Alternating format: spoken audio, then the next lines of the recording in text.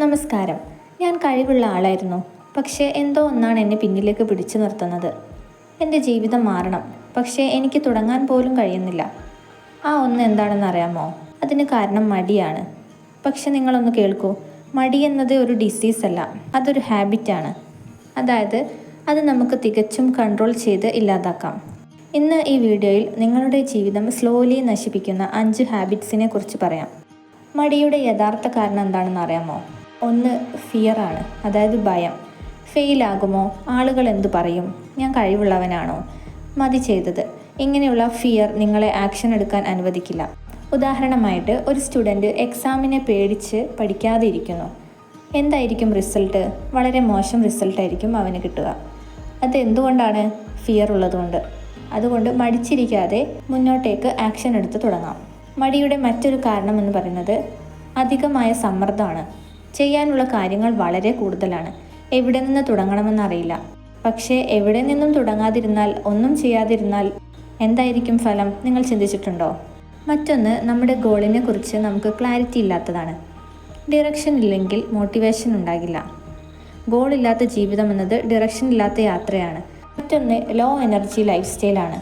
ഉറക്കക്കുറവ്, junk food, exercise ഇല്ലായ്മ, ഇതൊക്കെ ബോഡി വല്ലാതെ ടയേർഡാക്കും. അത് നമ്മുടെ മനസ്സിനെയും മടി പിടിപ്പിക്കും. എന്നാൽ നമ്മുടെ ജീവിതത്തിൽ വില്ലനായി നിൽക്കുന്ന ഈ മടിയെ മാറ്റാൻ ഒരു 5 ഹാബിറ്റ്സ് നിങ്ങൾ ഒഴിവാക്കിയാൽ മതി. ഹാബിറ്റ് 1 ഓവർ തിങ്കിങ് ആണ്. ഓവർ തിങ്കിങ് നിങ്ങളുടെ ബ്രെയിനിനെ ഓവർലോഡ് ചെയ്യും. അതുകൊണ്ട് തന്നെ നിങ്ങൾ ചിന്തിക്കും, പെർഫെക്റ്റ് ആയിട്ട് തന്നെ ചെയ്യണം, മിസ്റ്റേക്ക് വരരുത്. ഇങ്ങനെയുള്ള ചിന്തകൾ വല്ലാതെ നിങ്ങളെ അലട്ടും. അതുകൊണ്ട് തന്നെ നമുക്ക് സ്റ്റാർട്ട് ചെയ്യാനുള്ളൊരു പ്രേരണ കിട്ടാതെയാവും. ഇതിൻ്റെ സൊല്യൂഷൻസ് ആയിട്ട് നമുക്ക് 5 സെക്കൻഡ് റൂൾ യൂസ് ചെയ്യാം. അതായത് കൗണ്ട് ചെയ്യാം. 5, 4, 3, 2, 1 എന്നിട്ട് ആക്ഷൻ തുടങ്ങാം.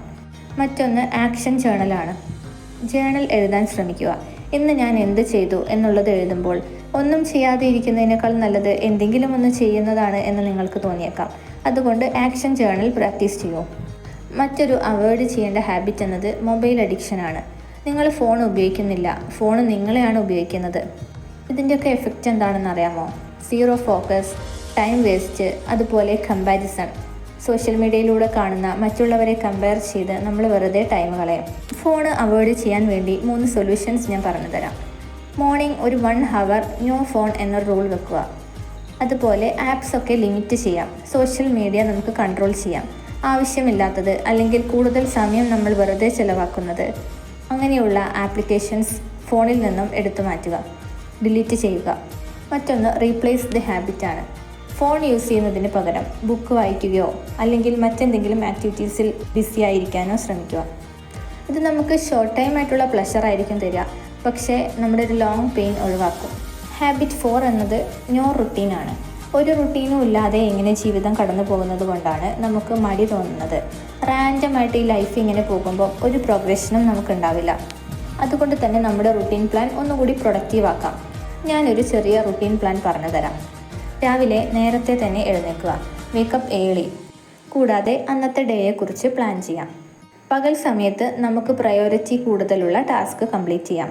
അതുപോലെ ഡിസ്ട്രാക്ഷൻസ് പരമാവധി കുറച്ച് പ്രൊഡക്റ്റീവായിരിക്കാൻ ശ്രമിക്കുക. നൈറ്റ് ടൈമിലാണെങ്കിൽ അന്നത്തെ ദിവസത്തെ റിഫ്ലക്ഷൻ എഴുതുക. കൂടാതെ അടുത്ത ദിവസത്തേക്കുള്ള പ്ലാനും നടത്താം. ഇത് നമുക്ക് ഓരോ ദിവസവും മടി കൂടാതെ മുന്നോട്ടേക്ക് പോകാനുള്ള ഒരു പ്രചോദനം നൽകും.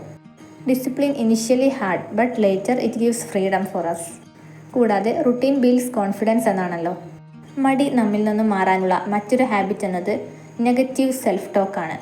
നിങ്ങൾ നിങ്ങളോട് സംസാരിക്കുന്നത് നിങ്ങളുടെ ഫ്യൂച്ചർ ഡിസൈഡ് ചെയ്യും. അതുകൊണ്ട് തന്നെ നമ്മളെക്കുറിച്ച് പോസിറ്റീവായി ചിന്തിക്കുക.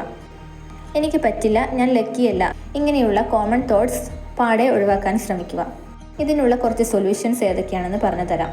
സ്ട്രോങ് അഫർമേഷൻസ് എടുക്കാം. അത് ഡെയിലി റിപ്പീറ്റ് ചെയ്യാം. ഞാൻ കേപ്പബിൾ ആണ്, ഞാൻ ഇംപ്രൂവ് ചെയ്തുകൊണ്ടേയിരിക്കുന്നു. മറ്റൊന്ന്, നമുക്ക് ചുറ്റുമുള്ള എൻവയോൺമെൻറ്റ് ഒന്ന് ചേഞ്ച് ചെയ്യാം. ഉദാഹരണമായി പോസിറ്റീവായിട്ടുള്ള ആളുകളുമായി ഇടപെടുക. മറ്റൊന്ന്, ചെറിയ വിജയം പോലും ആഘോഷിക്കുക. അത് നമുക്ക് കോൺഫിഡൻസ് ബിൽഡ് ചെയ്യും. മറ്റുള്ളവരുടെ അഭിപ്രായങ്ങളെ പേടിക്കാതെ മുന്നോട്ടേക്ക് പോകുക. എല്ലാം പെർഫെക്റ്റ് ആക്കാൻ ശ്രമിക്കരുത്, അതൊരു ലൂപ്പാണ്.